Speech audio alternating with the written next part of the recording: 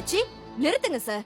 திருடிதான் பொழைக்கணும்னா நீங்க குடுக்கற 6000க்கு நாள் பூரா இவ்ளோ கஷ்டப்பட்டு வேலை பார்க்கணும்னு எனக்கு அவசியம் இல்ல. அது சரி, 6000 குடுத்துட்டு இவ்ளோ வேலை வாங்குறீங்க. உங்ககிட்ட போய் மனசாட்சி எதிர்பார்க்க முடியுமா? பஸ்ஸுக்கு காசு கேட்டா என்ன சொன்ன? ஓசி டிராவலா? அப்புறம் பேச்சுக்கு 300 தடவை வேலைக்காரி வேலைக்காரிங்கிற. ஏன் எனக்கு பேர் இல்ல?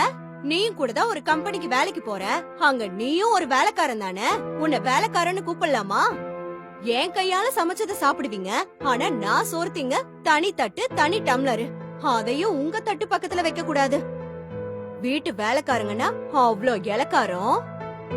வீட்டு வேலைக்கு வரவங்க அழகா இருக்க கூடாது. காலையில பாத்திரம் கழுவுற சத்தம் கூட கேட்க கூடாது. அவ்ளோ சுகமா தூங்கணும். ஆனா நான் 1/2 மணி நேரம் லேட்டா வந்தா அந்த பேச்சு பேசுறது. இங்க பாரு, உங்க பாத்திரம் கழுவி சுத்தம் பண்ணணும். நீங்க போட்டிருக்கிற Dress அழுக்கு போக துவைக்கணும். ஆனா உங்க மனசுல இருக்கிற அழுக்க நாங்க இல்ல, அந்த ஆண்டவனே வந்தாலும் சுத்தம் பண்ண முடியாது. உங்க மனசு முழுக்க வெறும் சாக்கடைதா ஓடுது. ச்சே! நீங்க பேசுனத வச்சே தெரிஞ்சு போச்சு கம்மல் கிடைச்சிருச்சுன்னு. அத கூட புரிஞ்சுக்க முடியாத அளவுக்கு நான் ஒண்ணு முட்டாள் கிடையாது. ஏழைங்கன்னா மத்தவங்கள ஏமாத்தி பொழைக்கிறாங்கன்னு நினைக்காதீங்க. உங்கள நம்பி நான் பொறக்கல.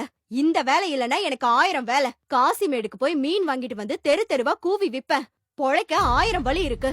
கடைசி வரைக்கும் மானத்தோட வாழ்ந்து செத்து போவோம். உங்கள மாதிரி வேலைக்கு ஒரு பேச்சு, நேரத்துக்கு ஒரு வேஷம் போடுற ஆளுங்க நாங்க இல்ல.